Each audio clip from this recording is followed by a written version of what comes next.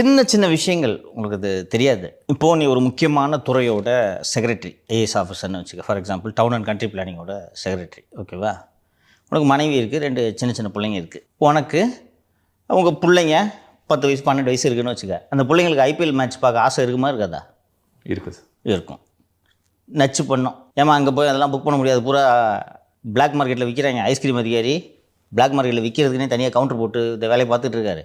வாங்க முடியாதுன்னு பிள்ளைங்கிட்ட சொன்னால் பிள்ளைங்க புரிஞ்சுக்குமா? அதை இப்போது உங்கள் பிள்ளைங்களை கூட்டிகிட்டு போய் தனி கேலரி, ஓகேவா? மொத்தம் 10 பேர் தான் இருப்பாங்க. ஏசி ரூமு, தனி கேலரி, உள்ள டிவியும் இருக்கும், மேட்சும் கிட்ட பார்த்துக்கலாம். அது மாதிரி ஒரு தனி கேலரியில் பிள்ளைங்களை கூப்பிட்டு போனால் பிள்ளைங்க சந்தோஷப்படும் போடாதா? அப்பா ஹீரோ மாதிரி தெரிவார். இது வாங்கி கொடுப்பாங்க. இது ஒன்று. இப்போது ஒரு அமைச்சருக்கு மகன் இருக்கான், மருமகன் இருக்குது, பிள்ளைங்க இருக்குது. என்ன சார் இங்கே இப்படி இருந்துட்டு இருக்கீங்க? எங்கே சார் சம்மருக்கு எங்கே சார் டூர் போகலான் இருக்கீங்க? நீ எங்கேப்பா அங்கே ஊட்டிக்கிட்டு எங்கே போகலான்னு பார்த்தா பாஸ் இது அப்படின்றாங்க. இவ்வளோ பெரிய மந்திரியாக இருக்கீங்க, நீங்கள் போய் ஃபேமிலியை போய் இதுக்கு அனுப்பிச்சிக்கிட்டு ஊட்டி கொடைக்கானல் சுவிட்சர்லாந்து போயிட்டு வாங்க சார். ஏன்பா அதெல்லாம் ரொம்ப செலவாகும்பா சுவிட்சர்லாந்துலாம். இருங்க சார், ஒன்றும் பண்ண சுவிட்சர்லாந்து தானே. இப்போ சார் எத்தனை பேர் சார்? இந்த மாதிரிப்பா டீட்டெயில் கொடுங்க.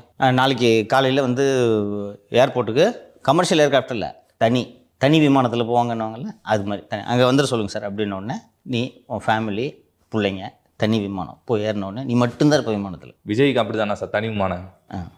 இல்லை சார், அவரும் பாசியம் ஏற்பாடு பண்ணி கொடுக்குறாரு. அதெல்லாம் பாசியம் இல்லை, அவருக்கு ஏற்பாடு பண்ண வேற ஆள் இருக்குது. அது நேரம் வரும்போது சொல்கிறேன்.